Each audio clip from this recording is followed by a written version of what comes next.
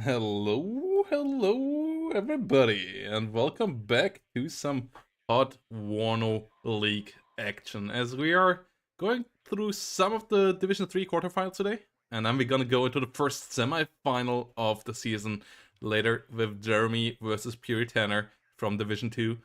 And I'm all excited for this. And how is it looking for you there, Chloride? I am very excited for this.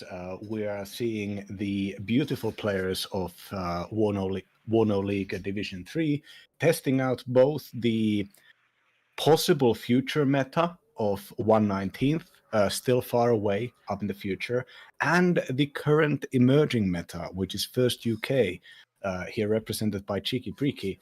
Very excited over this, and especially excited over our last game. Here this one on Vertigo, Le Ranger versus Chicky Pricky, First UK versus 119th, as you said. Matchup between two heavy boys on a map that fits heavy divisions for sure. And yeah, 119th gets hyped up quite a lot lately.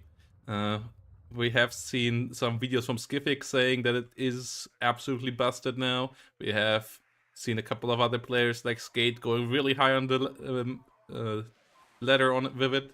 As it's ever since it got the BMP2 as a transport for its Botrachvetka, it now actually has a strong opener. Yeah, the Rasvedka BMP2 is an expensive unit, and you cannot underestimate the potential of that thing. The amount of forward deploying both offensive and defensive power that it gives you can actually really change the scale, change the end result in a division where you have such a few units and all of them are decent enough, but you can't afford to go out there without both an aggressive opener and a consistent recon coverage. Investing in stuff like T80Us, which are the cheaper T80 that you get for 119th, and it is 310 points. These units cannot be thrown out there willy-nilly. You need to have an extensive support system for them. And with the Spetsnaz Crew and the BRM1s, you already have the currently very much in fashion exceptional optics. But with the Rasvedka BMP2, you can actually start pushing early on. You can gain some ground, you can force the enemy to react to you, and then start using your expensive units in the offensive manner that I like to think spiritually the exploitation formation was supposed to be. There is a reason why you don't get AGG and weapons teams with 119th. You are not supposed to play it like a standard division. It is the all-in of all-inest divisions, and I also don't want it to be too powerful, because if it actually becomes way too powerful, then it's going to be just impossible to deal with.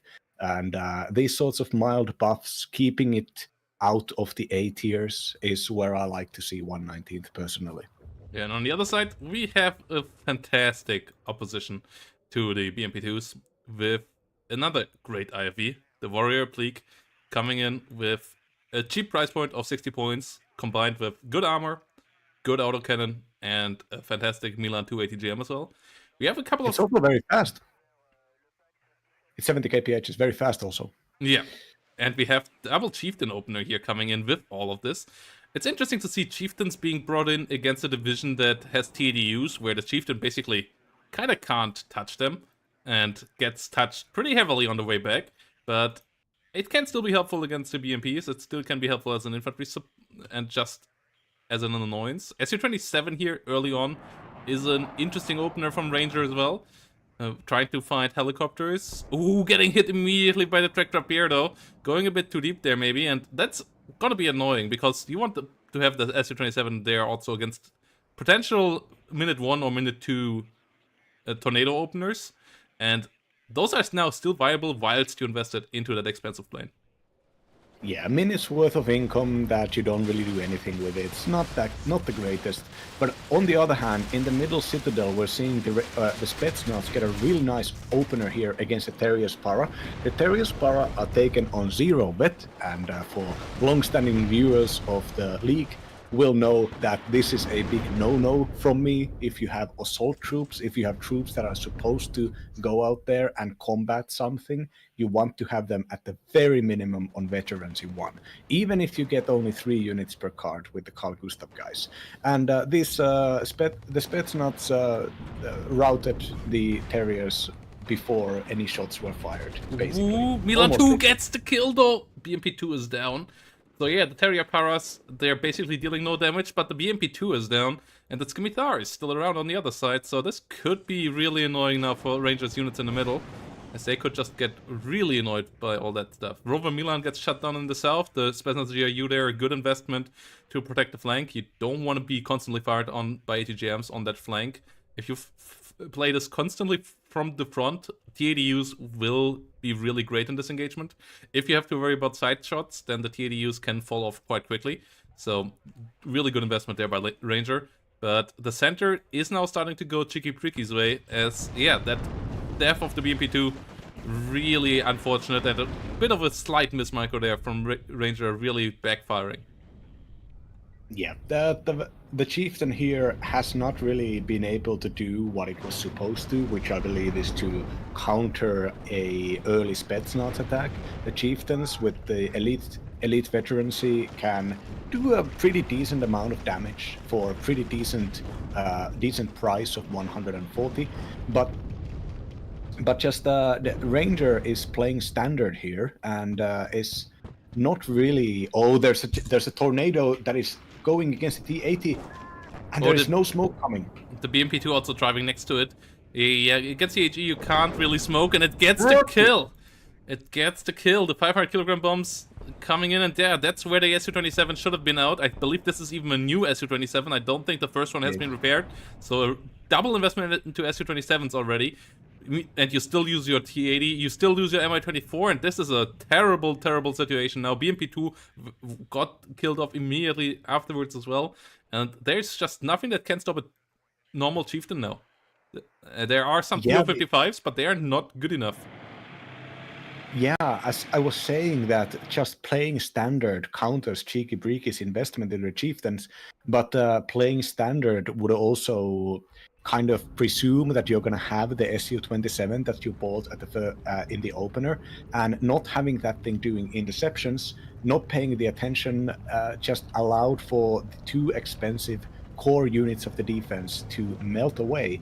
And now Ranger's going to be forced to do a counterattack against a fortified force of short-range tanks, of infantry with decent enough AT weapons. Oh no, the Tunguska goes down there as well. Oh no. This is falling apart rapidly now.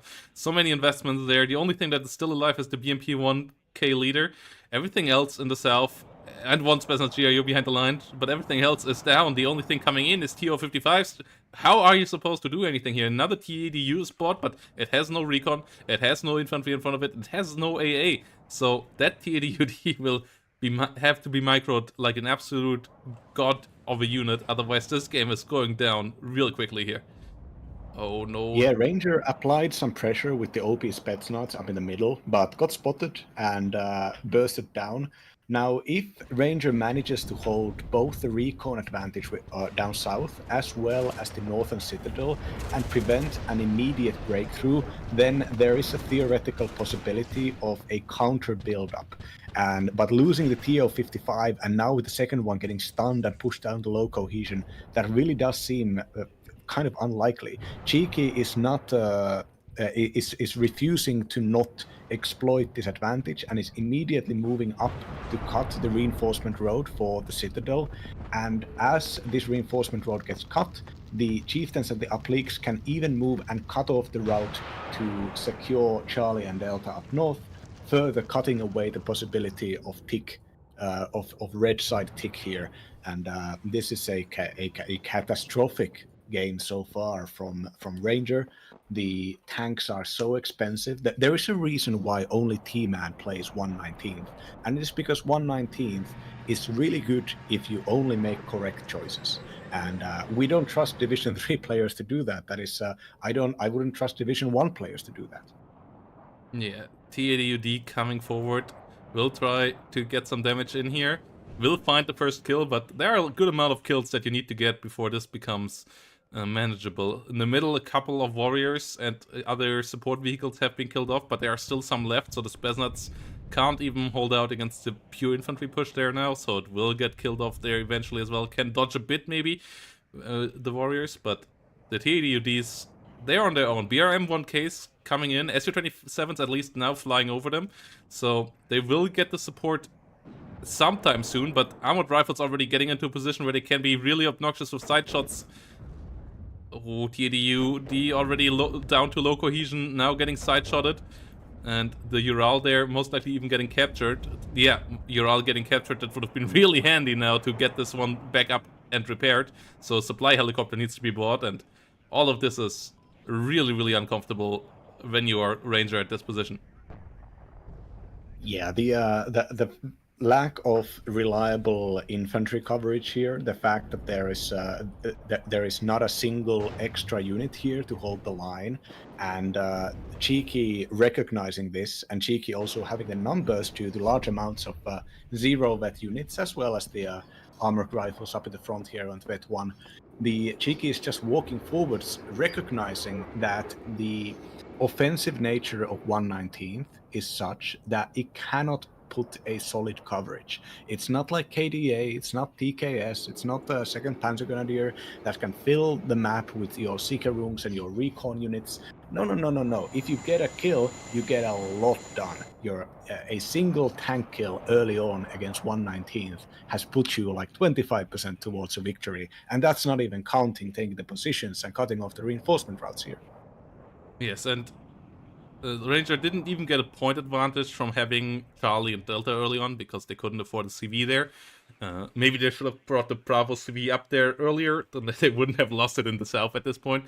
At the same time, also the last nice unit behind enemy lines here, that's Spetsnaz GRU, will be found in a second and shut down then, so there will be no knowledge advantage from that anymore either. And armored rifles at least getting gunned down, the kill on the Chieftain Mark 9, all of that is decent, but first UK is now just going into a lot of spam, and that is a great tactic of dealing with the expensive units that you can just stun down and then they have to roll back and take 10 minutes to take the next attempt to break you. That are the TADUDs. So yeah, instead of investing into challengers or anything that the TADUDs could get great value with killing, investing and spreading out the points is a great move here. Third Su-27 now bought, and this is likely because there is no realistic counter to attack against the Hell Arms here. First Hell Arm was taken up by a very lucky fighter pilot. Second plane also taken out, and Track Rapier missing his shot. So this is giving a tiny amount of leeway for Ranger. Ranger also getting Spec Ops forces inside the forest here to make sure that there are no counter side attacks. The BRM-1 here is a exceptional optics, which means that it has the same recon as infantry ground surveillance radar units. And the hidden patch notes that you revealed some time ago put it pretty clearly that the exceptional optics got a significant buff compared to even the standard very good optics, which also got a buff. And this basically means that the gap between the exceptionals, such as Spetsnaz GRU and BRM, are now further away from the standard stuff, such as a Motoran Svedka or a Scout's Law 80. And this has resulted in some players using the BRMs way actively, even with their very, very bad weaponry. And what do you think about this, Protoss, as a future of tank blob tactics with possibly made possible by this buff, and people are finally kind of waking up to it? Yeah, it's not just important for the exceptional optics in this division, it's also an extra smoke round for your tanks for 50 points, basically, if you use it. Ranger already losing the first BRM there to that micro, and that's the one thing that Ranger has to do right now is microing the smoke and the engagements with these TADUs and the BRM-1Ks, so losing that is pretty painful right now. Gets to engage the Milan 2 now, but still takes the engagement here, and doesn't smoke off this time, but the Milan 2 is taking good damage. Second TADUD should get into the engagement as well, as these Milan 2s need to go down. Gets the CV kill in the north. The TADU goes pretty low, and the Milan 2 is still alive. Good micro there by Cheeky Breaky. Yeah, no smoke play at all here from Ranger. That's a mistake. You need to get your smoke micro exactly right. And yeah, more TADUs coming in, more units coming in. The repair now will take quite a long time though. And on the other side, we by now have Challenger 2s. We have 3 Warrior Pleeks and a Chieftain down here. So the numbers around Bravo still not looking good for Ranger at all. Yeah, it's going to be extremely difficult to actually build a force that is going to be able to challenge the constant reinforcements of First UK as well as the air attacks. This means that there needs to be high point units such as Su-27s and Tunguskas constantly invested to make sure that the aircraft don't take out these expensive units such as the Tunguskas and T-80s. And at the same time, Ranger also needs to apply pressure and constantly be trading upwards. And Cheeky Breaky has decided to not give any good engagements for Ranger, not pushing too far up into the forest that is currently held by the Spetsnaz, knowing that that is a place where 1/19th can actually contest due to the Spetsnaz. And now, driving closer here, we're seeing Chieftains engaging on reasonably close range against the T-80UD, smoking away at one health. And now, as the enemy has been revealed, and the enemy is solidly inside spotting range, groups of challengers move up, get a stun. Veterancy up, they'll be able to reload faster and almost destroy it. Yeah, And now, 3 vet how many Challenger. minutes? How many minutes until the second attack? And two tornado cluster bombers coming out right here. First UK tempo gameplay getting shown here. The Tunguska can damage. Su-27s also can damage the planes, but they are not the counter due to the fact that the track rapiers will punish sooner or later any Soviet fighter planes that actually fly close to the line, doing damage, destroying one and doing damage to the second one. Yeah, and the second cluster tornado gets out, and the third Su-27 way too deep here. Way too deep. It survives for now, actually will get out because it turns the right way. One Challenger got destroyed, the T-80s luckily still alive here for Ranger. So in the end, trade-wise, actually kind of okay. Position-wise, not so good. Mi-8 here, supply helicopter, is empty, so these T-80Us will be combat inefficient for the next 3, 4, 5 minutes, and Ranger is already getting ticked down, and this gives Cheeky Breaky even more time getting ATGMs around. We have a TADU now engaging in the north, getting some good kills there, but it lacks infantry support to actually get the town back. Rapira is a nice investment, but that doesn't really help you there to capture the town either. TO-55's coming around, T-80B-VK, but the loss of the early positions that easily without enough attrition on the first UK really is the big problem now. And TADU's getting hit by Milan 2's time and again. Not good enough smoke micro here from Ranger. Protoss, there's something you can't show because you're on screen. Currently, the two T-80s are visible due to the Gazelle. So Cheeky actually has targeted and is almost firing the artillery right at the wounded T-80. And the fact that Ranger did not put these tanks just a few hundred meters backwards is now having the artillery strike, the salvo hit right in front of them, with one T-80 moving to safety by getting even closer. This is the recon, the single Gazelle here, paying off immensely. Yeah, it was an overextension by Cheeky though. One of the challengers got sideshotted and killed. So in the end, it's still a good trade here for Ranger, getting one BRM killed, but killing off one challenger. But there comes another cluster tornado. Those clusters might hit a bit better than the ones previously. BRM goes down, TADUD is routed, and the tornado is still alive for now. It does get out. Tunguska not hitting the missile, and that means just another TADUD here. Combat inefficient for a lot more time, and the BRM ones are going down in such high numbers that replacing them will become tough here as well. Yeah, the T80U as a flanking position up north is very nice from Ranger. That is really using the units that you have in your disposal to achieve a goal, and the goal is a concave formation whenever the enemy pushes challengers up front. But and that is a nice defensive position location. But using a 310 point unit as flanking support really is not the way to get into Bravo or any other position really. The TO-55 flame tanks moving up north here, and they may actually take when they find the SAS patrol and assault them, they can kill them for free. And reinforcements, the Pulemechiki will be able to hold north, but Cheeky has so much on board here. I think Cheeky just wants to play this as slow as possible, knowing that the fortification advantage is huge with the appliques. Yes, and the the supply helicopter gets shut down before the T-80s are fully repaired. One of them at least is at full health.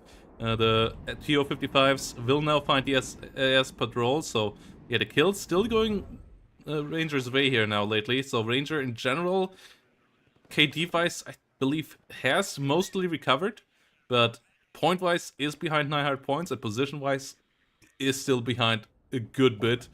Sultan there most likely gonna go down in the north. T80UD, you in the north still getting to take some nice engagements thanks to the BRM coming around. But yeah, the recon in the south, lackluster. Spetsnaz GIUs now need to come around, and they can't move with the T80s. So the BRM capabilities that we saw earlier, they are dearly missed now. Yeah, 2 Hellarm helicopters are going up north to try to counterattack the Rangers' attack. But the problem is that with no Tunguska going there, the Hellarms will be able to have free reign for a nice moment. And there is currently only 3 Su-27s in the deck, I believe. One of them has been shot down, and we don't know how many of them are operational. And even then, diving those planes against 65-point helicopters that you get a bunch of cards off at first UK is not the efficient choice. And right now, the Hellarms opening fire against the TO-55s, slow 45 kph tanks. If they get a single shot, they are most likely to get a second one due to their speed and the fact that ITOs have a really nice routing power. Now the twin Su-27s diving in, one of them getting hurt and evacuating, neither of the Hellarms getting destroyed. Yes, and the Spetsnaz there getting found by the Warriors as well. BMP-1 CV most likely going to go down in the north. And yeah, Red is still trying. Red is getting some more kills here lately. S27 at least gets one more kill there. BM goes down in the north. Rifles go down in the center. So it's not like Cheeky Preaky has endless resources at this stage. The challenger number is down to 2. The T80Us in the south outnumber the challengers by now, but there are still some Milan carriers. Though the number of warriors here also down to 3. They also are moving in weird spots right now, but the Spetsnaz GIU now engaging already, getting shot at by the challengers before the T80s are there, and that's a really bad move. Losing your line of sight before your T80s can even try to help them out. And yes, the Milan is spotted. Yes, the challengers and the chieftains will be outclassed here, but this push still does look pretty grim, especially looking at the north, where the situation is quite problematic as well. The TO-55 is still alive. The T-80Us now all rolling in. Challenger taking the engagement. Bad idea here from Cheeky Preaky. Should never fight without Warrior ATGMs helping him out. Losing another Challenger. Cheeky is really under real pressure here now. If the Spetsnaz GRU would still be alive, this would now be the moment to push it forward. And then Ranger, I think, would be in a decent spot. Without the recon, it still is going to be a real risk here, pushing into all of this. Yeah, Cheeking's warrior appliques not being in position, having all of this map control and not using that to position the appliques to counter this tank attack is not the vibe, I don't think. But now the warrior appliques are moving. Oh, these are misclicked. I think they got fast moved into one location. The warrior applique is getting surprisingly close. Actually, this might be an accidentally good location to have the warrior applique close here, so it can spray down the so it can fire at the supply. not hitting. Yeah, at the same time, the warrior Pleeks in the north actually got killed, so TO55's actually getting some good Ws there. And Ranger here starting to get in a pretty decent spot. Spetsnaz GRU pushing forward, TDUDs getting some good kills there as well, and the warrior Pleek are down, so this might actually be a comeback here from Ranger. The TO55s here now engaging the warrior in the north. This is looking all pretty solid. But the T80BV goes down. Oh no. T80BVK down. The TDUDs should have been in front of it. Instead, they were standing the whole time right behind it. And yeah, the CV tank going down first here, getting rear-shotted by the armored rifles from the hill. Really good movement there by Cheeky Preaky.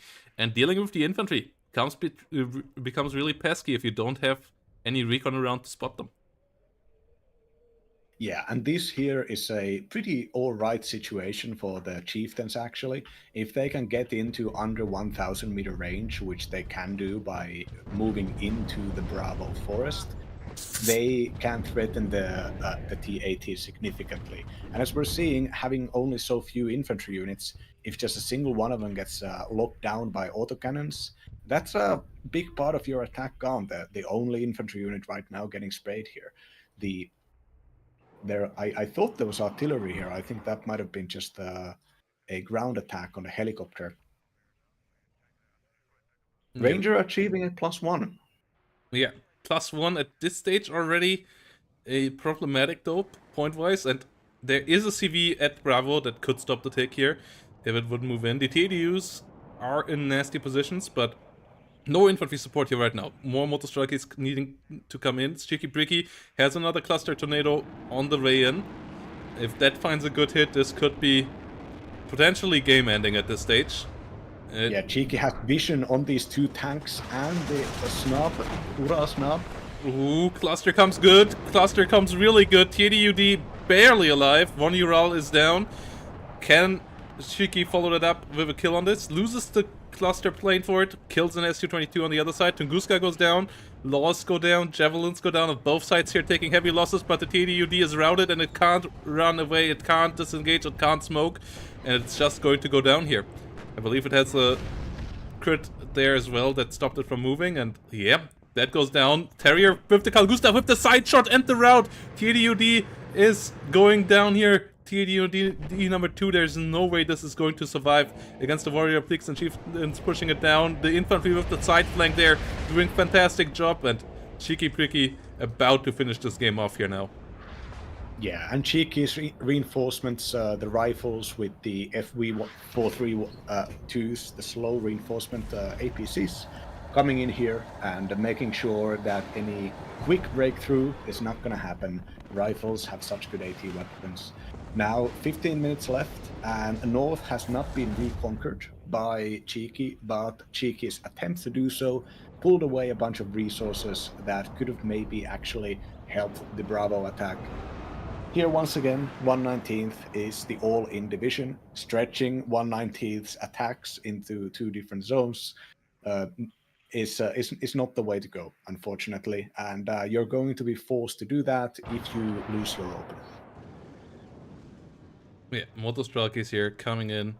Mi-24, the rocket will land and get a reload.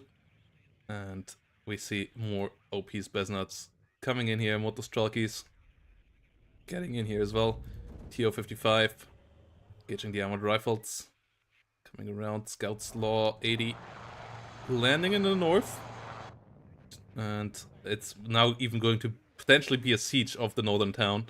The forces of Ranger there are decent in number, but he doesn't have the forces anymore to push back in the south. More TO-55s coming in, but this is going to be really, really tough.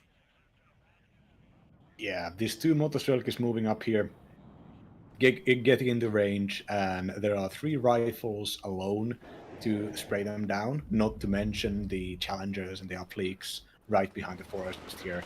There's no artillery, there are no bombers that we can see for Ranger, so every kill has to be done by trading, and these positions are just not it. Now, the rifles being zero vet, meaning that any fire fire support, such as the rocket helicopter here, can actually stun them down and make them combat inefficient.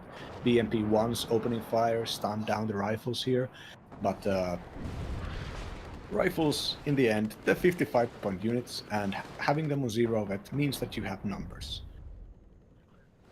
And yeah, the Challenger, Mark IIIs, and Warrior Pleaks here still around, but the other side only has TO-55s.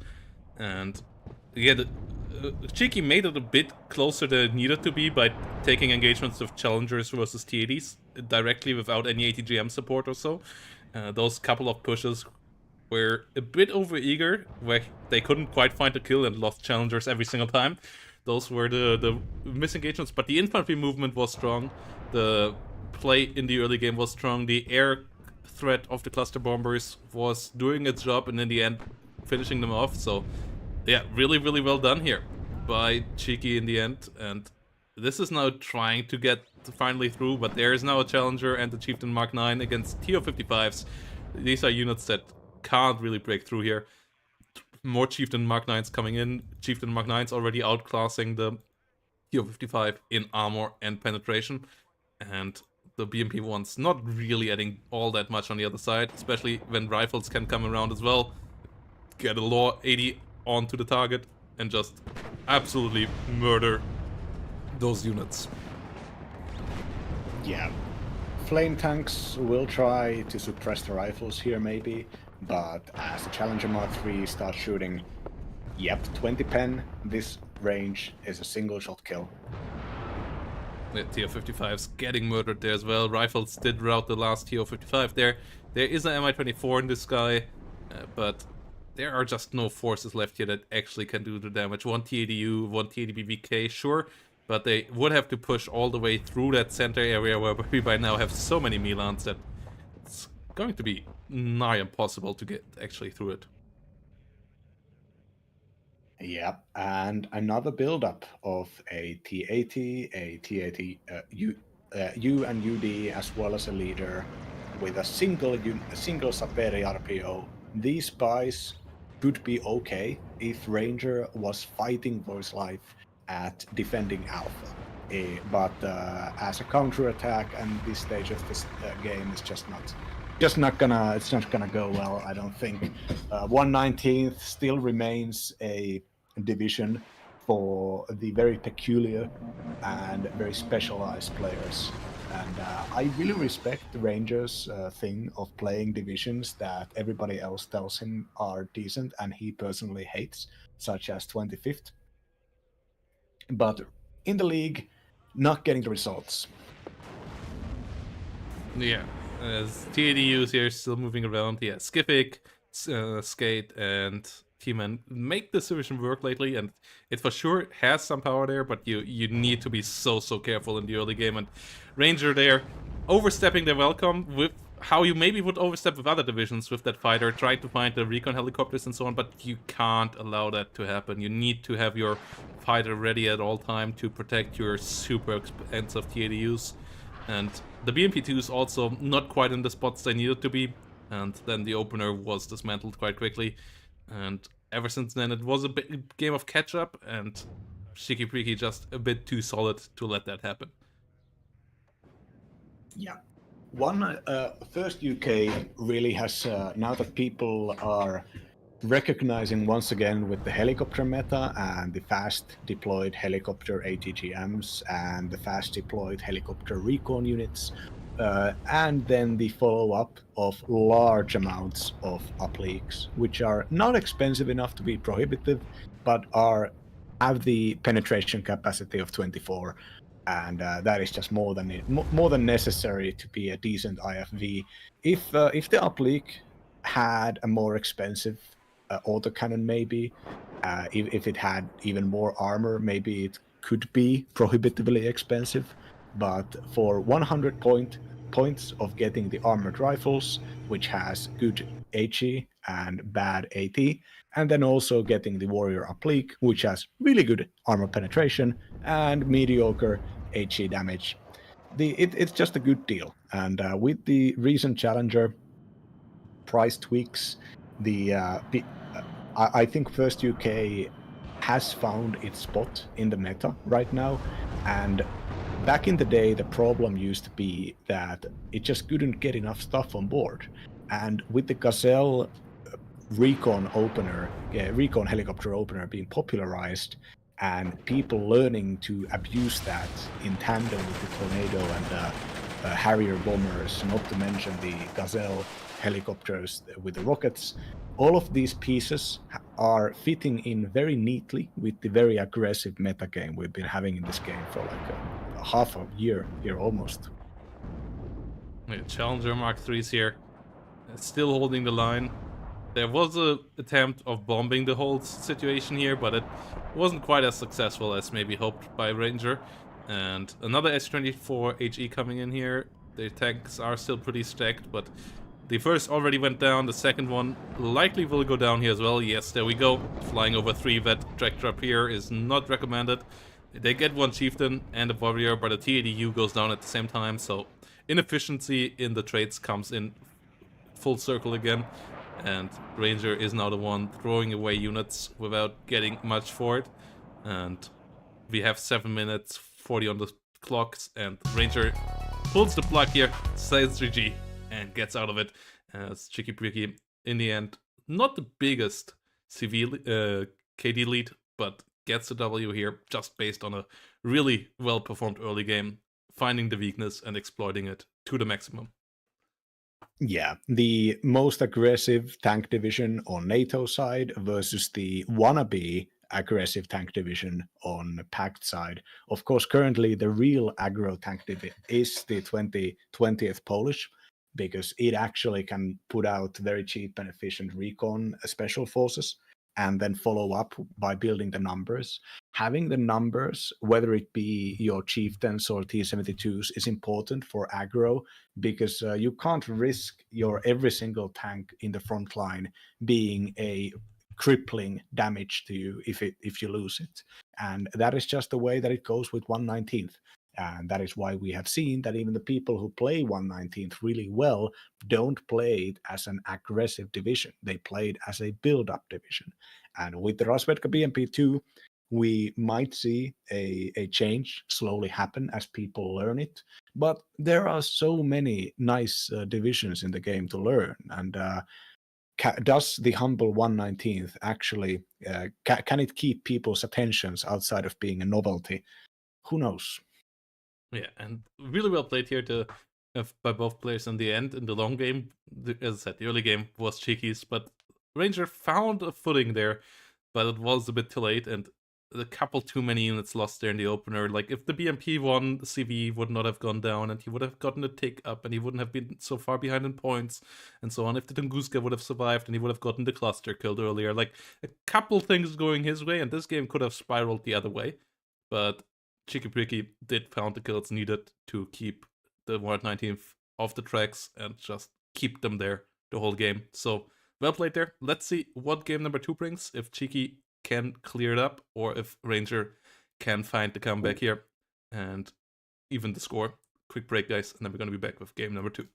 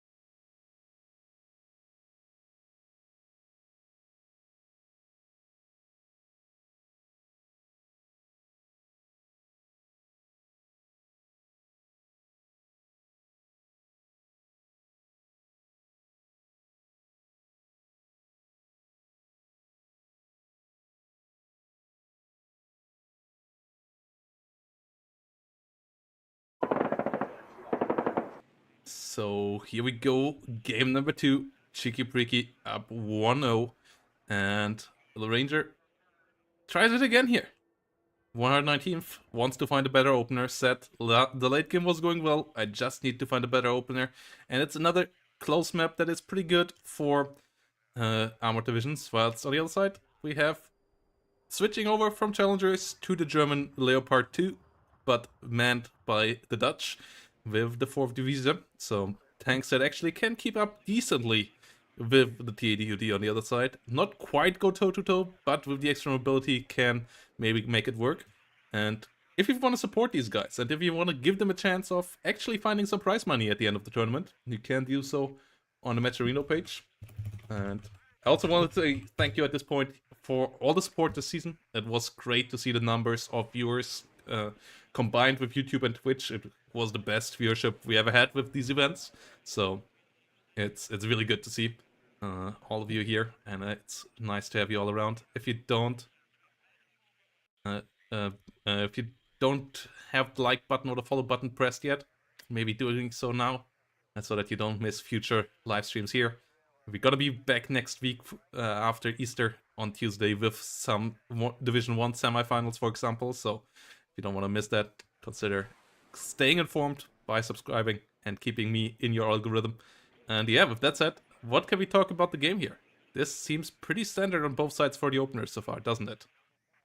Yeah, speaking of aggressive tank divisions here, the KCT Verkenner's opener followed up by M113 CNVs with the great autocannons. This is the meta popularized by Skivik and Stardek, and a tactic I personally, back when I was still streaming before I started making my thesis, I just wrecked face. This is a really intuitive, really efficient, and a very powerful unit combination, and it basically allows you to play sort of tank blob without actually having to commit to the blob. You have so much aggro and so much visibility with the KCT Verkeners. You have the ability to take ground against singular enemy recon units. The M113s can even dual ATGMs at nice ranges because they have the good guns, vision, and smoke launchers. They're just not really anything removed from being efficient at what the Dutch do. Now we have seen that the Dutch division does have weaknesses. If it actually loses the opener, if it starts losing units, if it overextends, that's a huge risk playing 4E. But on this map here, it is difficult to do crippling overextensions due to its linear nature. And though on the other hand, it's also sorry, pretty difficult to push early on due to the fact that this map is designed to punish you the further away you get on the enemy territory.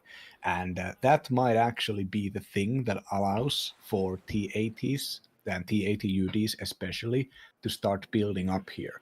There is also the Tunguskas, which are not the greatest anti-air defense, but on this small map, they can probably pretty reliably start getting damage done, even with their shorter ranges.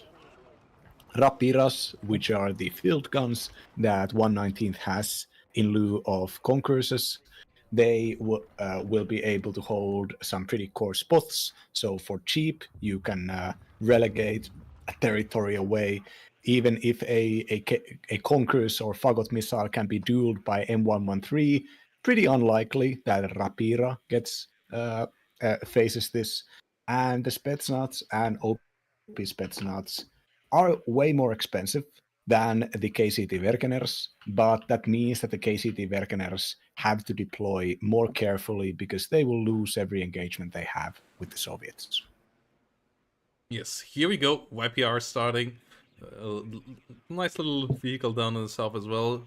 We have Rapiras from the get-go this time. I like that. The ATGMs keeping the enemy on distance. The TDU versus Leo 2A4 matchup from the get-go in the middle. When it just comes to pure the stats of the guns and armor, the Leo 2A4 is a bit weaker, but it is the faster vehicle. So that is nice. The TADU here on the other side already at 3 vet, so it even has a slight accuracy bonus.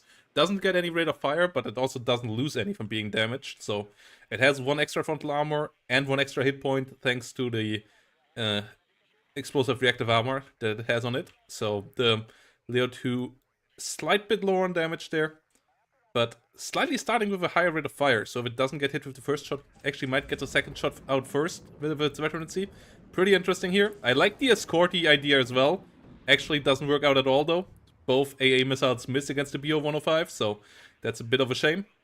It doesn't have any guns to shoot down the BO-105, so that has to be done by BMP-2s. Yeah, really unfortunate there for Ranger, but the early game here still going okay for 119 so far. Nothing major going wrong, and they just want to get into a stable game whilst maybe shooting down the helicopters, maybe shooting down the M113s, and that seems to be going fine, just alright right now.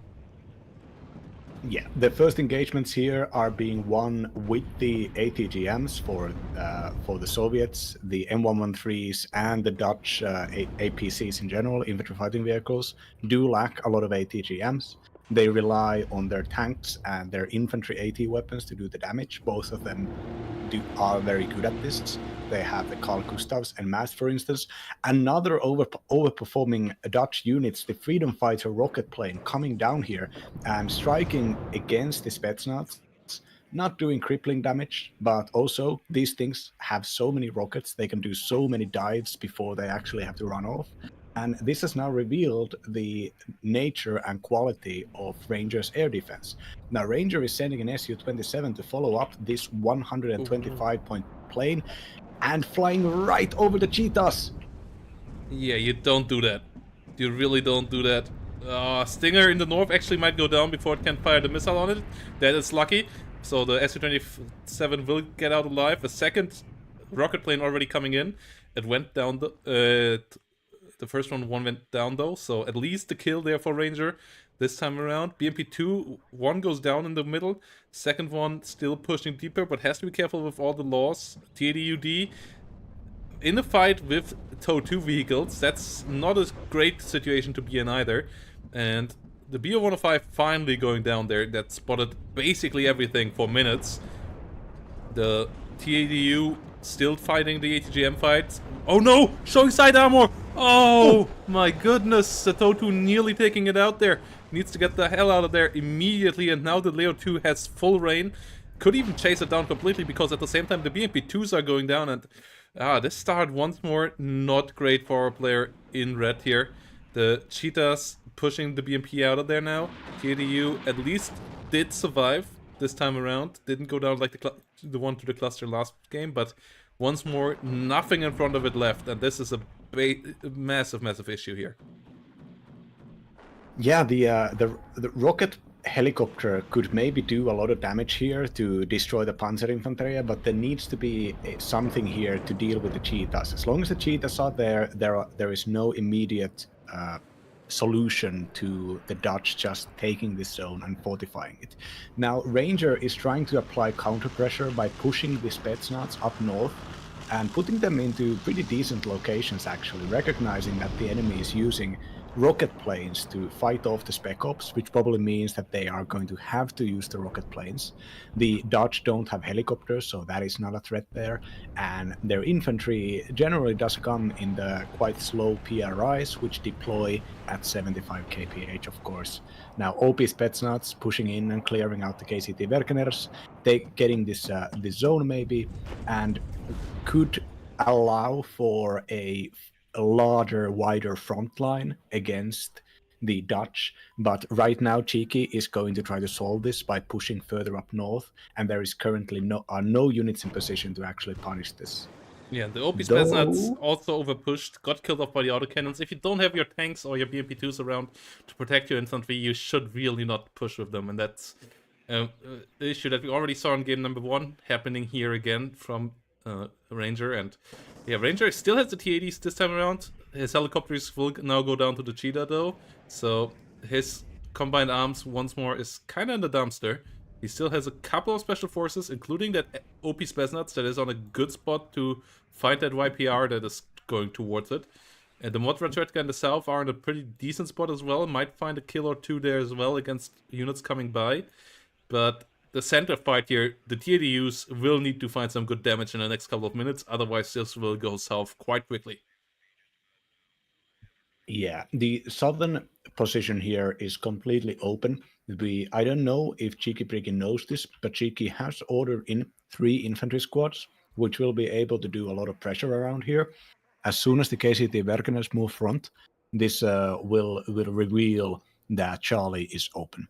Yeah, and the Spetsnaz of Ranger in the north still pushing without having any AT next to them. This is pretty suicidal against decks that has so many light vehicles.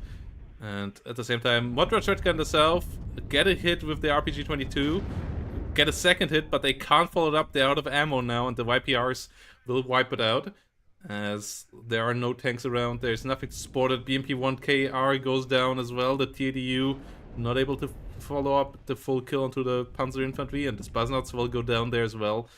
You can't put Spetsnaz with this division in spots like this. Like, with the 35th Airborne, you can do that maybe, because you have cheap units that can move around and you can play a bit risky with your special forces. In this division, you just can't afford a 90-point unit getting killed off behind enemy lines without dealing that much damage. So this is a misplay here for sure in my eyes by Ranger, who should just try to consolidate and instead tries to go for sneaky plays that are something that if they get punished, you just really can't afford.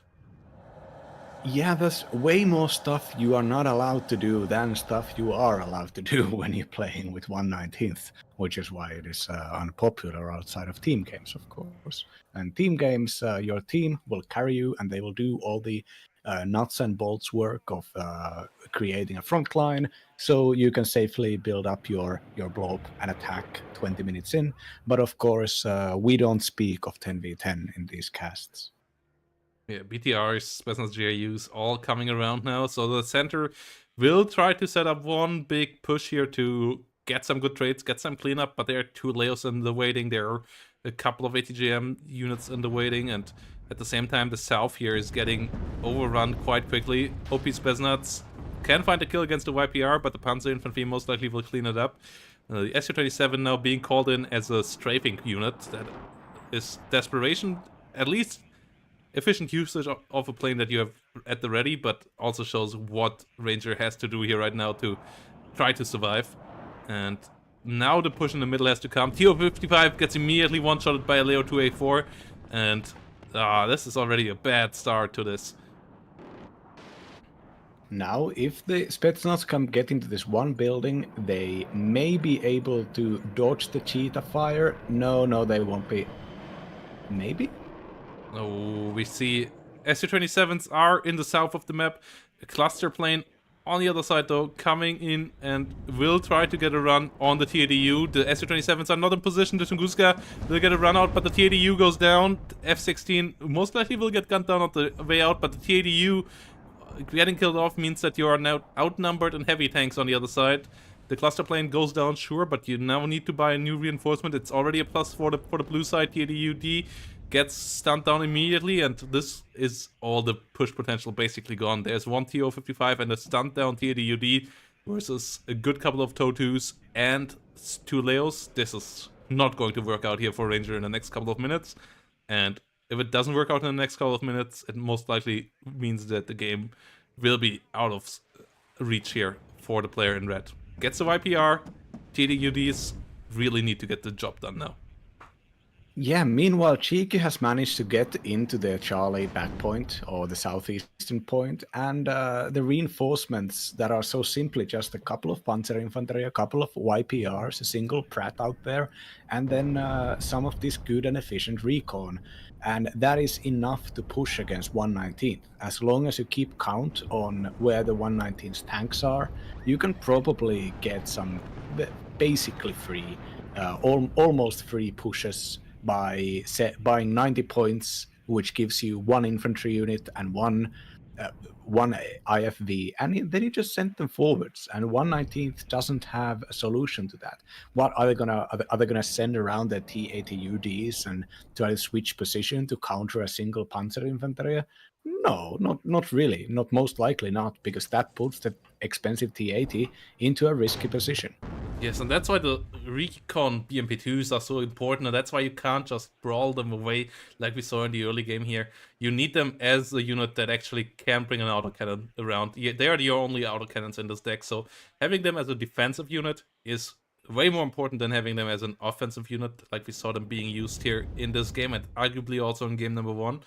As one of those BMP2s in the south on the defensive position could have really stopped a lot of YPRs, could have stopped a lot of those infantry pushes as well, and you can't afford the TADUs. The TO-55s came around, but they got clustered away, and now a Leo 2A4C has to disengage in the north, but it most likely isn't going to go down here. TADUD still trying to find some ATGM shots against it. Gets it down, but the YPR already coming in here as well. That one is a bit risky, but it's going to make it in, going to restart the tick, and at the same time there should be a CV on the way for the south. Yes, there is, to really get the back point here and really put up the heat. Oh no, BMP-1 PKR goes down as well, most likely there. Autocannon's already firing at it. Panzer Infantry is on it. Oh no, this is back to a +4. There is no CV on the battlefield, so it might even go up to a +8. Once the CV arrives in the south, it will most likely go up to a +8, and then the tick here is just going to be phenomenal for our player in blue, and the game is going to end in no time. This is absolute disaster. Tunguska going down there as well. The combined arms just falling apart once more here for Ranger, and yeah, just maybe trying a bit too much here with 1 at 19th. Yeah. Fun fact, that T80 UD that was holding up the plateau, I counted at one point, it fired 7 shots and only hit one of them. And all of these were at worst on normal cohesion. Unfortunate here. Could have maybe the Ranger, like, people will complain about RNG, but in the end, you make your own RNG situations. You put your units in the position where they are supposed to perform well, and if you rely on them too much, you will start noticing that sometimes they just don't perform. That's why numbers do not have a specific quality over quantity does not have a quality of its own generally, but you do not want to rely on singular super units for exactly these reasons. And yeah, here we go. In the end, Cheeky Periki with a 2-1 KD. Our player in red here, Ranger, just not quite finding the footing in this game here as well. And in the end, maybe we should have picked a bit of a different division. Made it really interesting here at 119th though. And yeah, well-deserved semi-final move here now by Cheeky Periki. And a really fun game nonetheless. I hope we will see Ranger back next season. I know he is really motivated, practicing with Skiffing, for example, as of late, quite a bit as well. But maybe trying to jump to the Skiffing level a bit too quickly at once. Yeah, I mean, you're gonna wanna copy the stuff that works, and if you don't manage that, that's a signal of trying to find something else that works. I really respect. I mean, I like Ranger personally, and I really respect the fact that he's basically playing the league in the way that I think I would be playing the league, which is only using underperforming and underplayed divisions, so that if I ever lost, I could just say, well, I mean, I wasn't using my real power, of course. I don't know if he says that, but he can. Yeah, it will be interesting. And yeah, let's go to Division 3 here now with one more game, and then we will have the semifinal afterwards. We will go into Kamal versus Fat Kid. I think that's 2 players that we haven't covered much so far, if at all. So it's going to be interesting to see what Division 3 has to offer here. And yep, let's jump right in there, guys. Short break, then we're gonna be there.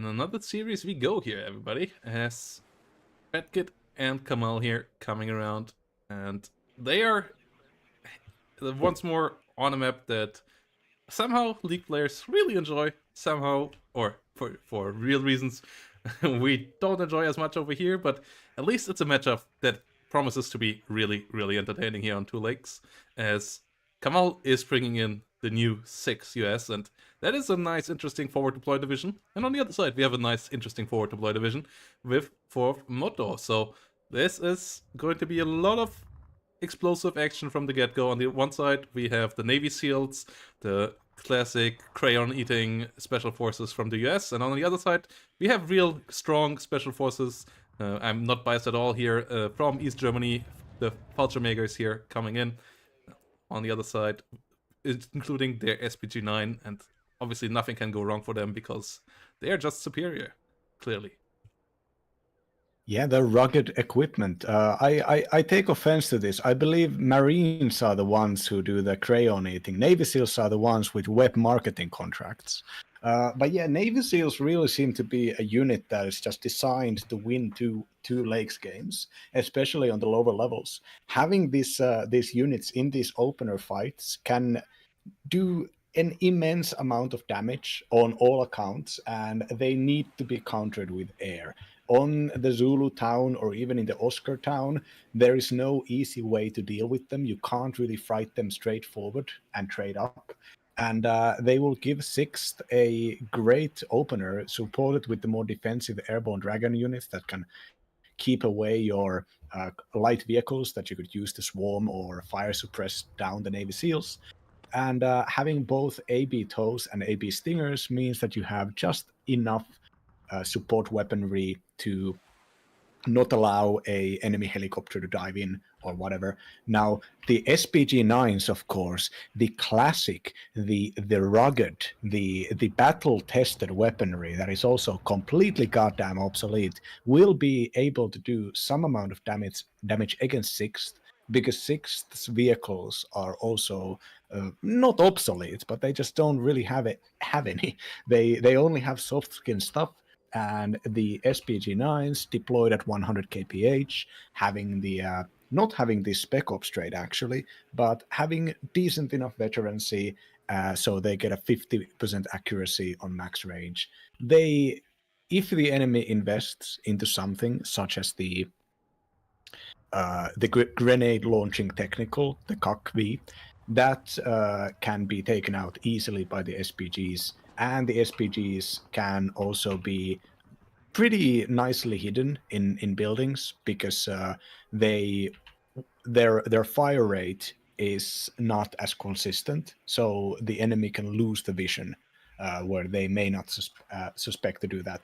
But on the other hand, we're seeing a standard MI2 and single recon unit push to the southern town, not going in there immediately. Instead, the SPW-50 for Fat Kid moving to cross the water and try to get into Papa, which is probably the most innovative and correct two lakes play that we have seen in a while here. Not a lot of options this map gives you.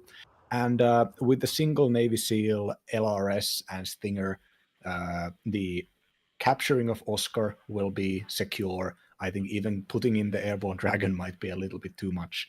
But yeah, if this becomes a big battle of infantry front lines, Kamal will be able to use the heavy bombardment capacity of the US Air Force to win those fights.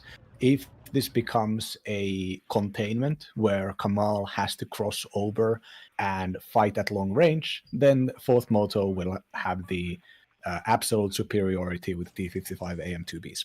Yeah, artillery also going the way of the 4th.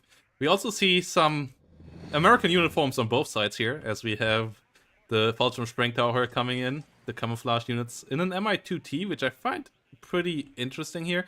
Really risky with airborne stingers as a potential on the other side. I don't think that's a good idea, but it's attempted nonetheless. I don't believe they should have come in as a helicopter transport, but let's see if it works out, or if they're just gonna get shut down immediately, which I feel like is what we're gonna see here, as the stingers now in range. Oh, SPGs Yeah, there not we go. unloading fast enough to fire.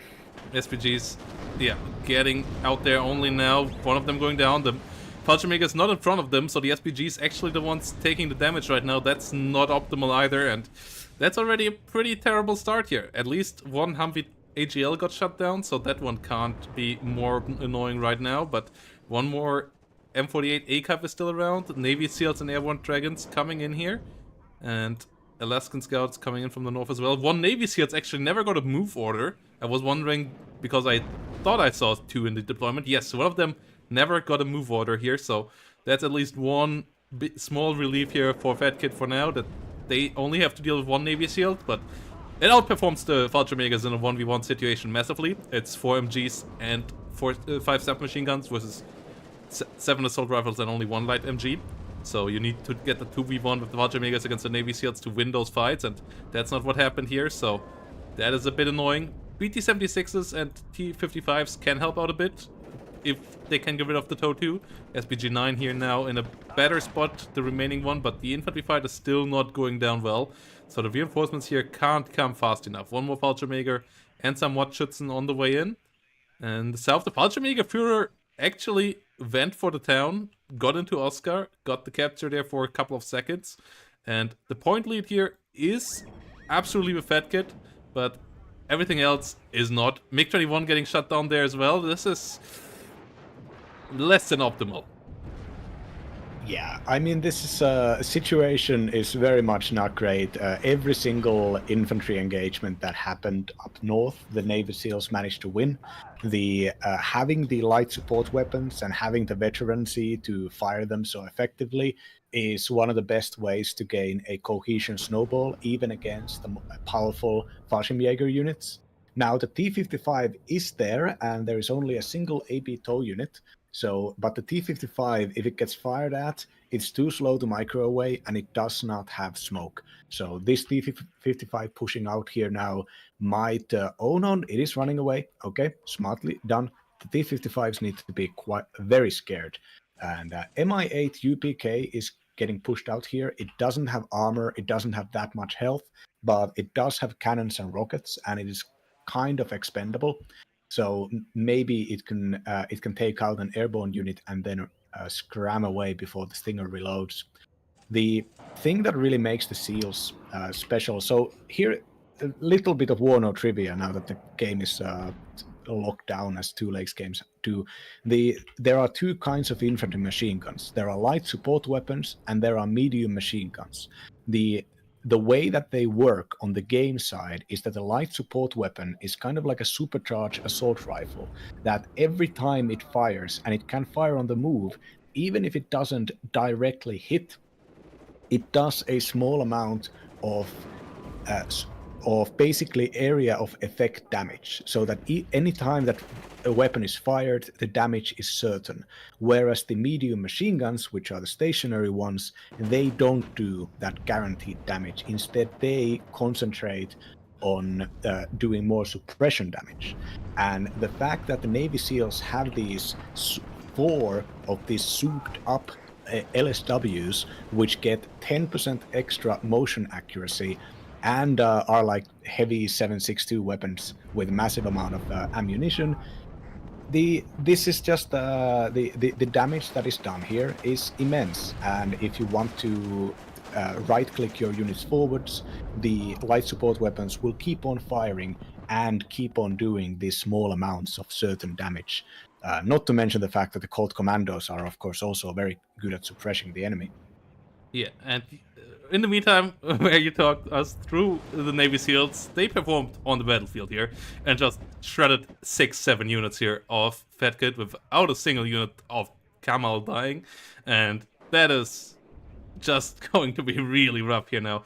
They basically need some good artillery. The helicopter was a massive misinvestment. Both the transport in the beginning and the Mi-8 immediately getting killed by the Stinger. That was just absolute panic buy. Should not have been bought.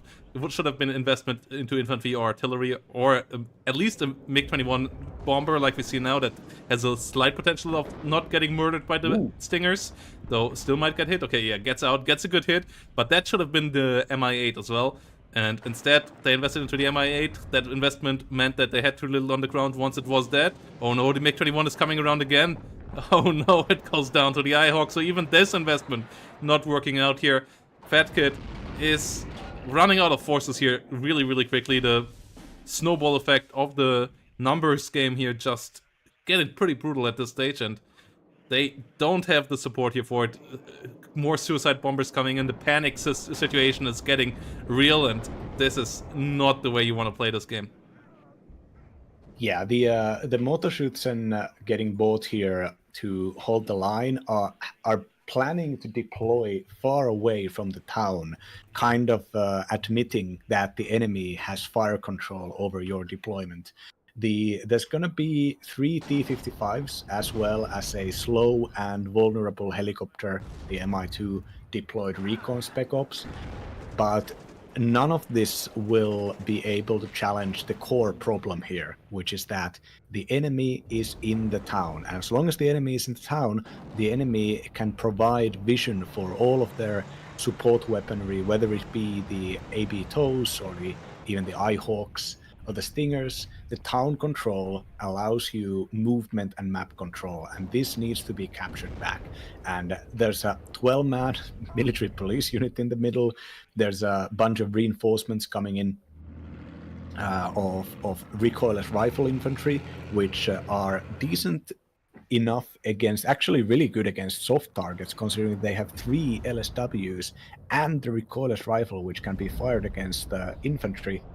So all of this from the sixth part, like I said, the Navy SEAL really seems like a unit specifically designed to win 2 lakes matches. The division may not be the greatest on ranked. You never know what maps you're playing in, who you're playing against. But right here, it's very few solutions. Yeah, T-55As pushing forwards. A good couple of Motschützen coming in again, but those T-55s should be have been the unit that you build around. T-55As even not quite perfect because they get one-shotted by the toes. I would have rather invested into the AMs that actually can survive a hit there and have the smoke, even though they're a bit more expensive, but they are a bit more reliable. The SPW actually makes it in the south, so Fat Kid at least will get ahead in points a bit further here. That move is working out here, so that's nice. Let's see how long Kamal needs to realize that. Like, that's maybe the one win condition, that you get enough points here, but it's only 9 minutes in, so you still need to get some more things done in the north. And yeah, there we see the TOW 2 in action, just one-shotting the 11 frontal armor of the T-55A, the perfect T-55 killer here, and that is a massive problem for Fat Kid. Yeah, the immediate reaction from Kamal, and now even a UH-1 helicopter leader taking the town here in a very daring move. No, and yeah, this seems like it's gonna be a complete crushing of Fat Kid. They don't have enough firepower to deal with the cavalry tanks. All the rest of the units here are in bad positions and can be engaged by the infantry that is in good positions.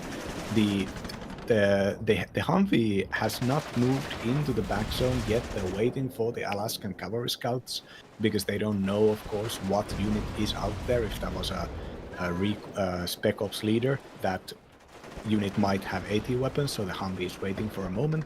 But even despite this, yeah, now Fat Kid's troops are moving right into the middle here. They're challenging the recoilless rifles are firing. There are supply units even for the Americans. Fire support coming in from the ACAVs all around. Just not gonna work out. Yeah, a good couple of kills here, but the M48 still being around is highly frustrating for Fat Kid's potential of getting through here. The TOW 2s did their job really well as well, and more can be afforded. The helicopters here not really doing the job. And at the same time, Kamal now on the hunt for Fat Kid's units in the rear, so only 200-point lead. That is not going to be enough to have a long-lasting victory here if once you lose the 2 center sounds and go down against a +2. Corsair here looking for a good target, and there's no AA to shoot it down on the other side. MiG-21s were thrown a bit too recklessly early on. Really, the not taking the Stinger seriously was one of the most impactful changes here, because that swung the numbers game from the first minute. If the Fallschirmjäger Sprengtaucher would have been in this town with the other infantry, like, they are the best CQC special forces that you get in that division. They could have done the damage against the Navy SEALs, but they weren't there. And without them, the fight spiraled immediately from the get-go. Then the second helicopter come in, and then the numbers of infantry just was too much in favor of Kamal, and the game just snowballed from there. And that's a classic Two Lakes here. That's why we don't like this map, because it's a pretty classic story here, and small mistakes get punished so quickly in the early game, that the snowball happens so quickly that you afterwards watch a long death animation. That's what it kind of feels like here right now. Yeah, I can get the idea of going against the Stinger, but you need to have like 2 recon helicopters and 1 attack helicopter. That way, even if one of the helis get got by the Stinger, the second one can spot it, and then your rocket heli can attack and burst it down quickly. And if you have that, then suddenly the enemy is going to have to immediately start firing, buying planes, and that's, you know, and meanwhile you can get to do some free damage against the enemy infantry opener. But of course, what if the enemy has 2 Stingers? What if they both hit? Then you're suddenly SOL. And as much as it's interesting to, as much as I love to see a Kamala win against a fat child, it's not 2024 anymore. The like 6th represents the kind of forward deployment aggro all in play that is not relevant in anywhere except on this map, and arguably maybe Vertigo played on the lower levels. And yeah, it did exactly what it needed to do here. And the +2 now is live. The situation here is hard to develop any better here for Fatgit. Fatgit not playing to the strength of Fourth. Like, what Fourth is doing well is getting combined arms for really cheap and having constant combined arms. But we never saw that combined arms on the battlefield. It was infantry grinds against each other. It was T-55s being thrown away recklessly on their own. No artillery. The air support coming in into Stingers that were ready. And that's the issue with this deck, that because you get everything so cheap, you think it's expendable, but in the end, you just throw it a bit too easily without looking at cost efficiency at all, and that's kind of what happened here, and that got punished really quickly. And in the end, you still need to be cost efficient, even when you have cheap stuff, and that never happened here, and now everything is just falling apart. We have one big attempt here of maybe getting the South, and then kind of playing it from there, but at the same time, there's no defense here for Alpha left. If there would be a defensive line at Alpha, I would say with the situation right now, that maybe could work to get the win here out of the point lead that is already on the board. But without any defense for Alpha, I don't see this happening, as Kamal could just push in Alpha and get a +4 here immediately. Yeah, I'm thinking like, how would you open this against the Navy SEALs? Maybe you just don't go into Zulu. Maybe you just contain Zulu and build up a mechanized force south of Zulu. And then when the enemy has opened up and put up their airborne and the Navy SEALs into the town, then you just attack northwest and try to cut off their reinforcement route. Just try to avoid dealing with the Navy SEALs, because you can't deal with the Navy SEALs without immediate direct air attack hits. And those are not guaranteed. They're risky in themselves. Yeah, now the air spam of 6 comes online, and as there's no air defense here, there are no coups. The combined arms is not there. Like, you have the cheapest long-range missile AA in the game as well as Fatgit, but it's not here. And that's a big issue. Like, the combined arms never got online, and that's, you need just to take your first 3-4 minutes to get that online, but that's not something that happened. It was outright fight against a couple of strong points that 6 has. It has elite infantry, it has some annoying forward deployment, including airborne stingers, it has good air, and if you just take the fights there, then you're weaker, because you're not supposed to be stronger than it in those points. You're supposed to be able to hold it off in those points, because you have special forces forward deployment yourself, but you're not supposed to beat it there. And if you go for that fight, you're gonna get beaten. The win condition here wasn't quite seen by Fat Kid, it seems like, and that gets punished really hard right now.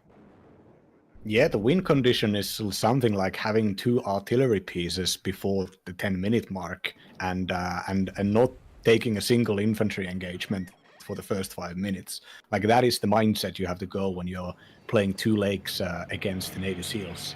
Not even gonna say against the 6th, against the Navy SEALs, straight up. You could have the Navy SEALs as any division, and they would dominate on this map. Yeah, rocket planes Yes, coming even in with here, 35th.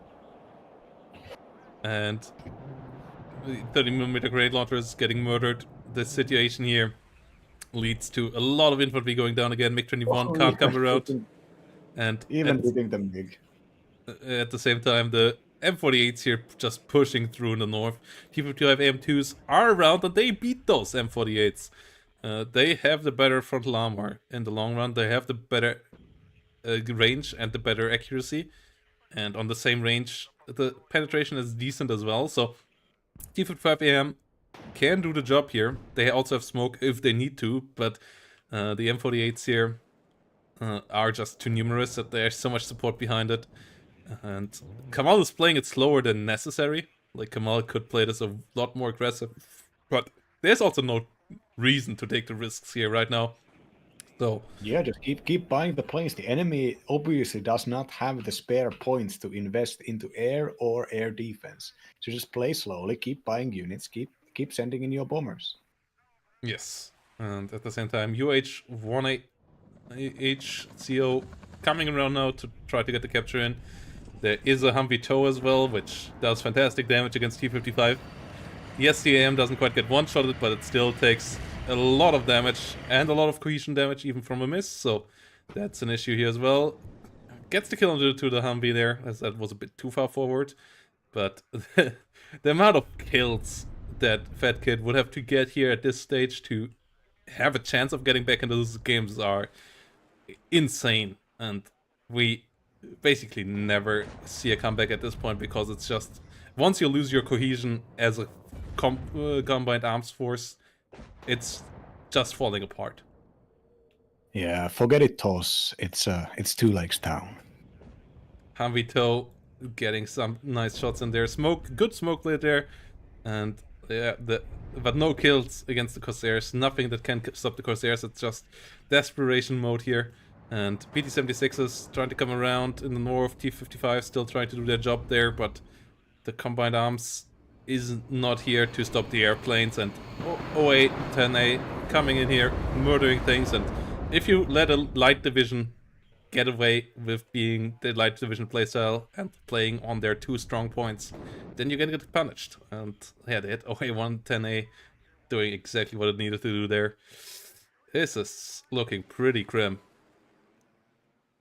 Yeah, the infantry attack happening on Kamal's side in the southern town here, which I doubt the BMP-1 reinforcements are going to get out there in time. And yep, the M48s. I would like to say one thing about the M48s and the T-55s fighting each other. You could see the sheer stress difference that is given by the fact that the M48 is a reservist unit having the disheartened trait, and the T-55s, even though quite similar with their stats, similar enough, they have the resolute trait, so that is basically like 2 extra levels of stress resistance. And when those tanks were exchanging shots, especially 1v1, you could see how incredibly big the veterancy and the stress resistance difference was right there. And always, people should also remember that the disheartened trait also has hidden debuffs to accuracy and aiming time, I believe. Yes. These are not represented in the unit card because WARNO is in the end a Eurojank game, which means that no matter how well it executes in what it wants to do, it's always going slightly beyond its actual available development resources, and that's the reason why every AK-47 unit model in the black kind of shadow model. Not all of them, but most of them have a secret shadow weapon right behind them that nobody has realized should be cleaned up. This kind of stuff happens. I really do dislike the fact that the statistical differences are not shown on the unit cards, but of course that is why you have esports casters. Maybe they do it to stimulate the casting economy. You know, not impossible. Maybe they're playing the long game. Yeah, also the YouTube economy in general, because every patch note misses something, so that the patch videos are actually more watchable and more important to watch. So yeah, I as a YouTube content creator can't complain about that. And yeah, decent effort here, decent longevity from our player in red here, just staying in here, giving it the best. But his game, in ranked, I would have tapped out at least 10 minutes ago, and even in a tournament, most likely 5 minutes ago. And that's exactly what happens here now. But valiant effort, as the early game just went completely into the snowball, and after that snowball was started, there was no way of stopping it here for our player in red. So I hope we get a better game, a closer game in game number 2, as this was just not representative of what these players were capable of, as it just happened way too quickly here from the get-go. Yeah, I'm willing to say it. If you're gonna play 2 lakes on like a standard way, forward deployment infantry aggro, 6th beats that straight up. You need to play around 6th. 6th is too good on this map. I think that is the main thing it providing in the competitive scene right now. Yeah, and yeah, let's see what we will get in game number 2. I don't think there is much else to talk about. We had enough time to analyze this game, so let's just jump right in and let's get over there.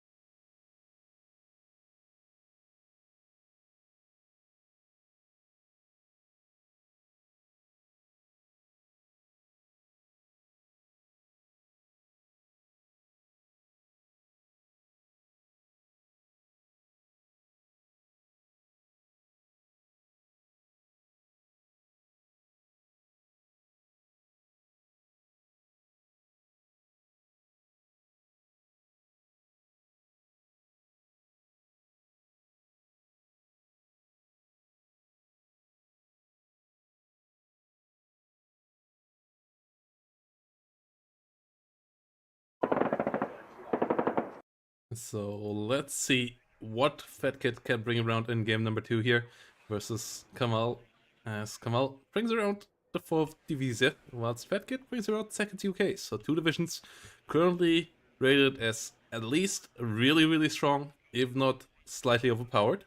That's going to be interesting to see for sure. And if you want to help out these guys in having maybe a bit more motivation for the rest of the tournament, you could help out over at Metromino. Yeah, thanks for all of you already supporting us up to $317 here. And in the Metromino, you we are crowdfunding the whole event. All the free money already in, so thanks a lot for that, guys. But yeah, every little donation here, no matter if $5 or more, is welcome, and it really helps out getting the motivation and the whole feeling of a real esports going. So thank you all for supporting us in the past. Thanks for all of you watching right now as well. And yeah, if you haven't clicked the follow or the like button yet, maybe consider doing that right now. Especially the like button on YouTube helps out a lot, getting some visibility for all of this. So thanks around, and yeah, let's go for Mount River. This is looking pretty interesting, as we have the fourth division here coming on the left side, and on the right side, second UK with the classic SAS opener here, going pretty deep actually towards Oscar, and I kind of like that attempt, opening up the way towards X-Ray. Yeah, I think this is a pretty obvious attempt on Fat Kid's part to subvert expectations. There's basically only one way that any 4E player is going to go on this map, and that is going into the middle. The middle is so easily controllable with the KCT Wegener's. You can, and just a single Leopard supported maybe by some PRIs. In this case, we're seeing a Leopard 1 instead of a Leopard 2. But even then, taking the middle, it's so easy for fourth, and it's such a powerful position that they can attack both northeast and and southeast. And there's basically nothing going there from Fat Kid's part. There's two Warrior Milans, but even they are going to the top side. So the middle getting left completely open. With a single Terrier scout to basically hold the back line. Instead, all the resources are getting spent into attacking Oscar. And when we say all the resources, there are two helicopter drop squads going there, which might be just a little bit too much. Maybe one of those squads could be going to X-Ray because you still have the helicopter deployment advantage at the very least. But if this attack of Fat Kids does not stop at the area in between the lakes, but actually continues to go both the southern part of the northwest lake, the left side lake, where they can move in and use the cover to start hurting and targeting reinforcement routes and shooting down enemy planes, enemy recon helis with the SAS. There are a lot of potential for a breakthrough there, and the enemy doesn't really have that many efficient options to fight against it. They are going to have to start building a mechanized force to fight against you, which should give second UK a lot of time to scale and start getting map control and build up on the other parts of the map. But again, that is dependent on this breakthrough actually breaking through and not playing too passively and allowing fourth to reposition itself and get good engagements. It is not difficult for fourth to get good engagements, mostly due to the M113 CNV. Yeah, and we see links coming in. We have a Harrier GR3AA coming out already as well. That's interesting. First of all, because it's the Harrier, usually you see the Phantom in this deck. And second of all, because the other side usually doesn't play with much helicopters, so investing into a Harrier here, not the most amazing thing. It can help out shooting down some BO recon helicopters, but even then it's not really worthwhile the investment at that point. And on the other side, you also don't get a good fighter out of it, so I would just use the Phantoms instead. If you want to have a helicopter hunter, go for the Jaguar rocket. It does the same thing, but also can shoot down units on the ground better. But outside of that, this is going okay. The infantry is seemingly getting out alive. KCP Vacaner get a Lynx killed on the ground, so that's a bit annoying, but outside of that, this is going okay so far. Oh no, the M113 might get the kill here on the Lynx. It gets the kill on the Lynx, and the Harrier goes down as well as it flies over the really, really strong Cheetah AA. So a couple annoying losses there, but we will at least see the SAS getting into position, potentially pushing forward, and then it's going to be interesting how much can Kamal do in the north here, where the M113s are going. Yeah, like look, all I'm saying, the Dutch would be competitive even if this unit was 65 points or 60 points, and it's 55 right now. It's just so great. A rocket plane coming down here and striking at the middle here are the SA. No, the SAS are on a hunt command, so they should stop and start firing here. One Seeing? missing. The others are on move order. The cheetahs Oh, and toes are down. The rocket at least didn't do much damage. And another airmobile coming in here. That's pretty risky reinforcing, but Oscar at least should fall. The question now is, what can Fat Kid do in the north? Fox versus M113. It's the better autocannon on the M113 side, and it does get the job done. Warrior here trying to get the kill, but M113 still keeps on pushing. Rover CP will get in alive for now. More reinforcements should go there. Instead, it's currently more reinforcements into the south. If you reinforce the south like this, you will have to start pivoting towards X-ray relatively soon. So let's see if that's going to happen. Otherwise, the enemy will just have a bit too much time hitting you in the north. But for now, Fat Kid, very good push through. Really annoying for Kamal. Forces Kamal to be way more aggressive than they might want to be in the northern part. But we're gonna see how this all goes. Pivoting towards X-ray for sure, something that Fat Kid should start around now. yeah. The thing is, like, not capturing X-ray can signal to your enemy that that position is empty. And as we're seeing now, Kamal is sending the infantry and the recon vehicle, actually a PRI vehicle, forwards to test the grounds and find out if this area is as empty as it seems. And for now, it is. And having all of that vision, seeing all of those units and all those helicopters attack south, Kamal should recognize that that is a lot of points, and due to the law of WARNO dynamics, this means that there are immediate unit diffusions, a lack of unit in some part of this in some part of the battlefield right now, and this might actually just get them a free X-ray point, which is way more difficult to capture when there is even a single enemy unit inside it than if it's empty. Yeah, the double Milan 2 here, maybe a bit of an overinvestment on Fat Kid's side into the south, though at the same time Kamal really wants to get it back, so in the end this match actually played out. Like, usually, I would argue, don't invest all that much into the south here to hold it, like if one Milan 2 is enough.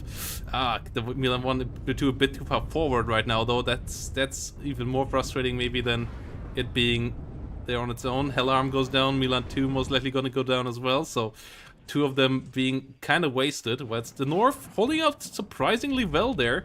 Fat Kid actually getting most units killed off. One MR13 still standing though. Two airmobiles have to be careful there. They are still in helicopters behind there. If the cheetah pushes them, they could still get shot down. So they should get the hell out of there soon. The cheetah in the south still around, but two warriors now coming in. The SAS coming in. So MR13s and the cheetah most likely not having the greatest of days there soon. And still a bit of an overextension here by Fat Kid. A couple too many units being caught out on the move. That is not amazing, but the airmobile come out now. More air reinforcements coming in for the north, and I feel like Fat Kid should be able to get back into alpha with that. Milan 1 is a good investment there as well. And yes, X-ray is down, but if you hold Oscar, that's not an issue. Yeah, Kamal's mech attack down south is a bit of a mistake, I think, even though I understand that you want to immediately capture that or even to build a front line to prevent those exploitations and backline actions that I mentioned here. The Fat Kid getting the reinforcements on the helicopters is the right choice, in my opinion. The Lynx is so fast and you can sell them off, and they don't get single shot down by stingers, so they are really good at getting these reinforcements out here, especially right now as the momentum is very relevant. You can't allow your enemy to move 500 meters front if you don't have to. Now the question here is that down south we're seeing some bad engagements happening right now, with the Leopard 1s getting to do some free damage here, and with the Milan 2 here, we'll have to fight off 3 enemy vehicles if the armored rifles can get a kill, especially on the recon vehicle here. Or one Leopard going down, second one getting stunned here. Yeah, the armored rifles and the warriors doing a good job. The first engagements there were pretty Oh, terrible, but yeah, this is a good stop. YPR in the north goes down as well, so that's a CV down. Fatkit doesn't have a CV right up there right now, but getting some good stops here down the south. A couple too many infantry units being caught out on the open fields, but this hold now is valid. This hold now is really important, and there's still enough there to hold it for a while, even against maybe slightly numerical advantage on the other side. Getting the higher silo buildings there pretty key, and at the same time Fatkit starting to get into a spot where they could potentially push back through the north as well. X-Ray still fully in the hands of Kamal, but that is fine for now. Yeah, just the reinforcements for Fatkit going quite heavily towards Oscar right now as well, and I'm not sure how desperately you should try to hold that on, as the reinforcement path to it is so long. And I feel like you should just try to get as many good trades there as possible, whilst maybe starting to try to swing the pendulum in the north. You can't win the fight in Oscar if the enemy wants to get it back. And trying to attempt it here right now, this might backfire big. If it I mean, I'm a fan of sending in all these fast ATGMs, the Hell Arms, the Milan 2 dropped with the Hell Arms, and the Rover Milans. All of these are the right units here because there is there you can do some defense in depth. You can put them always slightly further away on the right. And what is the enemy gonna just stop engaging? Most likely not. If they're committed to the attack, they are going to keep on doing the attack, even if it's slightly, even if the attack makes them risk their units. But I do agree that the attack on the middle should be happening, and it is happening now with the air mobile dropping down. There is a Recon Gazelle here and an SAS willing to get in here, but unfortunately, oh no, the YPR. No, the cheetah is almost out of range. Yeah, the bit too aggressive there with the helicopter push. Those are big losses. At the same time, warriors in the center go down as well, and we have a big push now from Kamal here into the south, as the Milan ones and Rover Milans try to come around. But the infantry might become the issue here now, as the infantry numbers for the blue side still pretty decent. Leo 2 coming in there as well. Warriors coming towards the middle. And this single M113 has done a good amount of holding off the units and killing off the units in the north at the same time. So no real counter push there happening that could go any deeper, and that kind of means that Fatkit now has to hold out in the south, as they have put themselves into that spot with all the investments in there instead of the north. So they will have to take some really good engagements here to keep the momentum up. Otherwise, the momentum will for sure go to the blue team again, and this might become relatively painful for the next couple of minutes here for the second UK if this happens. Yeah, the KCT Wegener's at X-Ray in the middle allowed for the PRI to get some free kills here, basically firing at the SAS even though it was in cover. And now there are two vetted up Warrior Milans that are going to try to attack this, and I think they can take out the PRI, but if Kamal moves the rest of their mech down south, okay, yeah, PRI is running off into cover, so it can't be taken out by ATGM immediately. And down southwest near Oscar, Milan 2, Milan 1, nearly getting results here, but with the Panzerinfanteria up in front here, making physical contact with the enemy, with the M110 striking down the ATGMs. Yeah, this is it's not gonna take too long for Kamal to clean this up, I don't think. So right now, attack on X-Ray needs to start working out. Yeah, or at least the attack in the north, which is the more would have been the easier one a couple of minutes ago, but now not so much. We have now a lot of warriors in the center, but no recon here to spot against something like the YPR, so this is still going to be a risky push. No tanks at least in the middle, but there is a TOW too, and there is that YPR with a TOW as well. Are the warriors? No, they're firing against the cheetah. But that still might hurt. No, they missed there with the first one. MWAR-13 coming around, pushing around. The southern units hold on for now. The Leos have been reduced to only one Leo 2. The Cheetah is still around, pushing forward, but running into the Milan 2 there as well. Oh, can it smoke off fast enough? Just barely. Meanwhile, MWAR-13s and Cheetahs dying in the center. The Milan one's going down the north, so the north is staying stable for Kamal. But the center push here is starting to work out for Fat Kid. This actually might go places, as there is only the YPR with the Toe 2 that really has to be... the units have to be scared of. Warrior goes down there in the end, but the infantry push from the south with the Warrior support is getting into it. The Warrior finds an ATGM shot and gets the kill against the YPR. It seems like Fatcat is taking over the center, whilst the south is still holding on just barely. And that is good news here for Fatcat. This potentially might work out after all.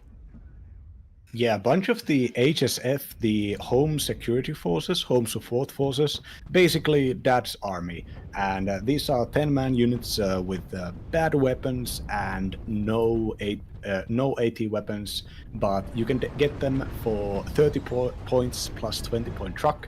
So having them out there to fight against units such as the Jenny and the Panzer Infantry, they will perform very well. Problem is that the main damage dealer for the Dutch is not the infantry, and there are quite many cheap infantry units in the middle right now, and not that many units capable of fighting against the Pratts and the PRIs. Now, Pratt taking out one of the warriors, second warrior Milan here on low cohesion, and if you look up north, there are no ATGMs left. There are air mobiles with very good low 80s, but that would require the Dutch vehicles to overextend, and Kamal is in no position to demand that happening. Yeah, in the south now, the push with the M110 starts to clean up the whole situation, so that zone will fall soon, but the +4 at least is achieved now in the middle. ATGM's a bit lower numbers there, as Bedrecki is coming in with 10 viewers. Thanks for the raid there. Hope you had a great stream.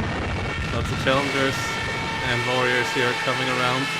SAS moving in here as well. And yeah, this situation here could be worse for Fat Kid, but ATGMs here against the YPRs would be so helpful right now. The Rover Milan is coming in quickly. The Challenger Mark II will be interesting, though it's risky to go for Challengers because against the Leo 2 A4s, they will lose, and that's going to happen eventually. Yeah, the Milan and Challenger that getting routed to the middle is pretty good from Fat Kid. I think moving them to the straight path via the middle would allow the enemy Toe 2s to get hits on them. So moving them first down south and then up north is smart. But I have a feeling that there's not gonna be a decent enough defense in this choke point at the T, basically the upside down T between Oscar and Lima. I think that's with two cheetahs and artillery and recon and a Leopard 2. I have a feeling that that's gonna go straight through and either go into pincer middle or get to Lima and then force second into a heavy siege that it cannot necessarily do. And HE1 Harrier bravely diving in and getting taken out by PRI in exchange of a Toe 2, which is not necessarily the highest value target right now. If it could have gotten maybe the cheetah, maybe that could have been a better point. Oh wait, no, there is a challenger up here. Okay, so Challenger and Rover Milan engaging here the M1 CV. CNV taking out the Milan with the first burst, but Challenger responding by taking down the cheetah. Challenger pushing out right now. The air mobile scouts can move just slightly further and provide really good sights for the Challenger, and the CNV is retreating heavily here, recognizing that this is this is the only recon unit left basically for the north. Challenger in the middle pushing as well, can one-shot those YPRs, so is a bit on the hunt mode there. That's good. Getting kills on these armored units is pretty key here. Shouldn't overextend, but that hunt here, catching Kamal a bit off guard, putting a bit of a dent in the plans of Kamal is quite nice. I like the fast Milan 2s. They're going too deep though. No! Oh, the idea is so good. One should go into the middle, one should go further into the south, but they are going further than the units of Fat Kid are. Why are they not just landing next to the HSF? There's 2 cheetahs waiting for them. Oh no. Oh, this is such a good idea, but it is the wrong execution, and it's an execution alright. As these guys are just flying into the fire of the cheetahs. The second one at least microed away. Yeah, important there that the second Milan survives, because those are going to be so important in the defense of all of this. Oh my goodness, 2 shots of the cheetah nearly killing this one as well. Whew. This was bad, but it could have been so much worse. 1 Milan 2 there will help out massively in holding the spot. Yeah, so right now Kamal is building up 3 concentrated attacks. The southern one has 2 cheetahs and artillery and a leopard, which is enough to push through if well controlled.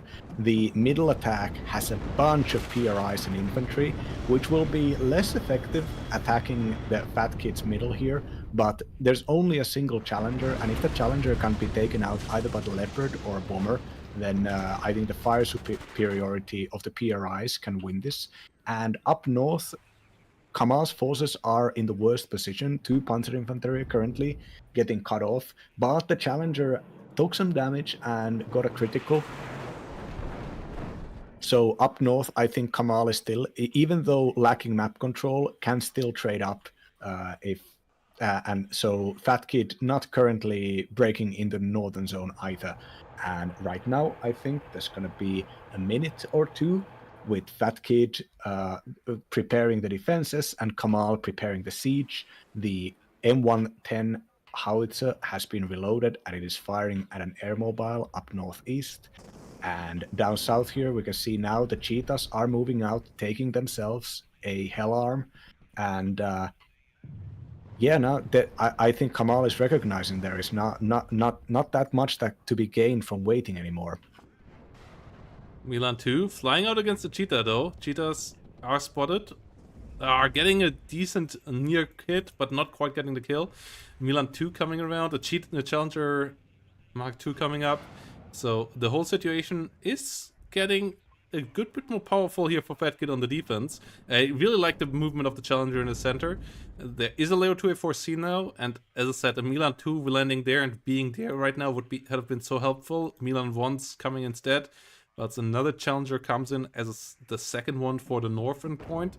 I would like to see a heavy artillery piece outside here for Fat Kid now as well, as artillery on this map can be so impactful. There's only so many points that you can stay in without giving up the map on this map, so finding those with artillery is pretty easy.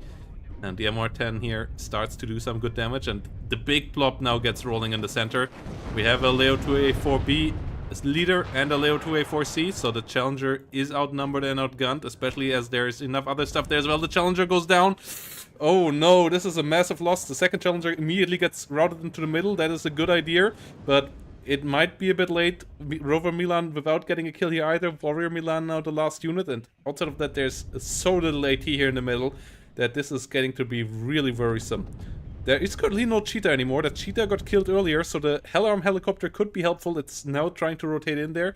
1 YPR finally goes down, but this amount of autocannons and tanks is going to be really problematic. Warrior going down as well. Something needs to get in here in the middle now. Bomber could actually do it. There's no AA here in the north anymore, but that's obviously not something that Fat Kid knows right now, as they don't have the perfect vision we do, but it could be really, really good striking in there with some air right now. Yeah, the challenger going in and trying to intercept here, but getting a hit from a TOW-2 missile immediately, followed up by a Leopard 2-4C, not even managing to smoke off before the